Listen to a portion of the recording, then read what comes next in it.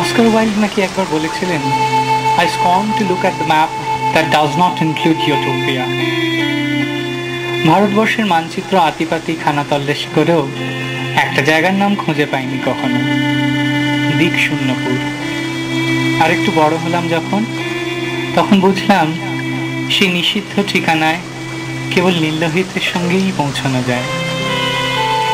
পুজোর ছুটিতে ক্লাসের কত বন্ধুরা বেড়াতে যায় কত নতুন নতুন জায়গায়, পাহাড়, জঙ্গল, ঝর্ণার দেশে, কখনো বা তুষার শৃঙ্গের কাছে কিংবা সমুদ্রের ধারে।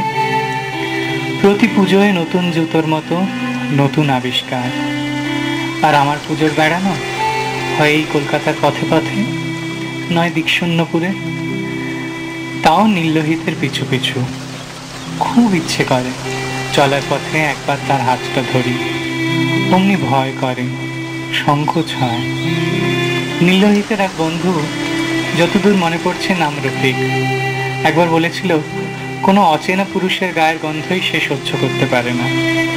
নীললোহিত অতটা নিষ্ঠুর হবে মনে হয় না, কিন্তু ভয় তো একটা আছেই। আমার এই 5 ফুট 8 ইঞ্চি শরীরের আপাদমস্তক জুড়ে নারীগন্ধ আনবো কোথা থেকে? আমার সঙ্গে কি আর পরাশরমণি দেখা হবে কোনোদিন? আর হলেই বাকি, তিনি তো কেবল মেয়েদেরই বর দেন। রফিক থেকে পরাশরমণি সবাইকেই বড় নিষ্ঠুর লাগে আমার, যেন মেয়ে ছাড়া আর কাউকে ভালো লাগাটা পাপ।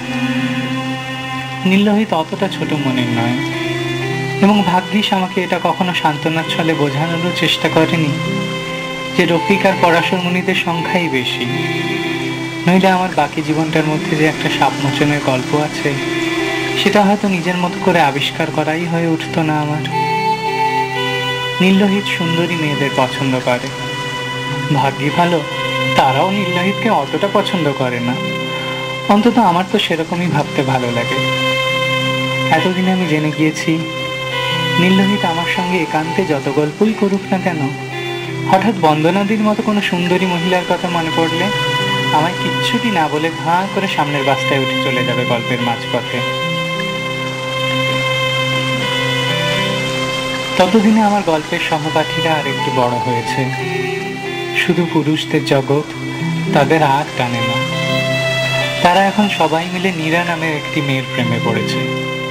কিন্তু যেভাবে অন্য মেয়েদের সঙ্গে আলাপ করা যায়, ভালোবাসার গোপন চিঠি লিখে কিংবা কোনো তুতে বোনের মাধ্যমে, নীরার সঙ্গে তেমনভাবে ভাব জমানোর উপায় নেই। নীরার ঠিকানা জানে শুধু একটাই মানুষ, সে আবার নীরার পাগল এক কবি প্রেমিক।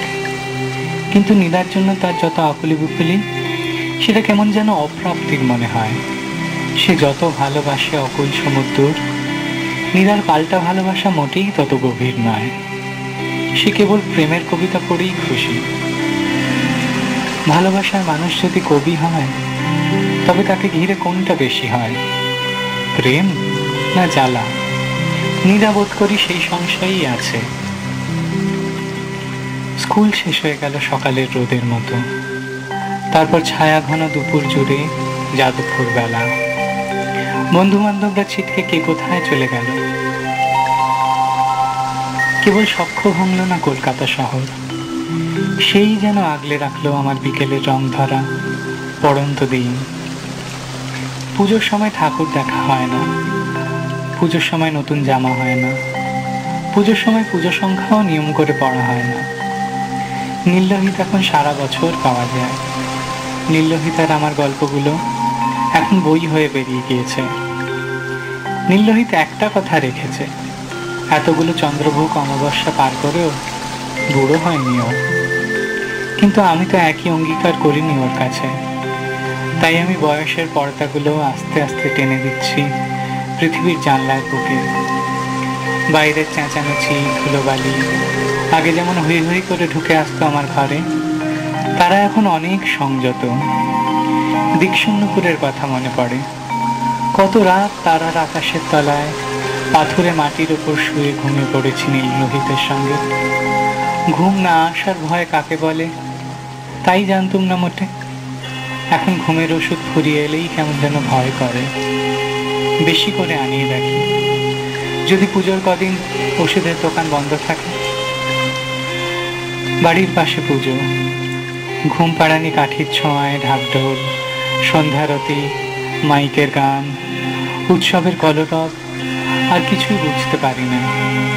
কত লোকে জগৎজননীর কাছে কত কি চায়। আমি চাই শুধু প্রতি রাতের নিশ্চিত মৃত্যু। তাই বুঝি অঘরে ঘুমোই অমন। নীললোহিত যে এসেছে বিদায় নিতে, টেরও পাইনি কেন। অষ্টমীর রাতে যখন সন্ধি পুজোর 108টা প্রদীপের ছটা পিছলে যায় গর্জন তেলের মুখখানির উপর, আমার জানলার কোনো পর্দা একটুখানি ফাঁক করে পালিয়ে যায় নীললোহিত। আমি কিচ্ছু টের পাই না। সকাল হয়, আলো পড়ে রবি ঠাকুরের ছবিতে। রবি ঠাকুর সব জানে। সাধে কি আর মণিদেশীদের ত্রিকালদর্শী বলে?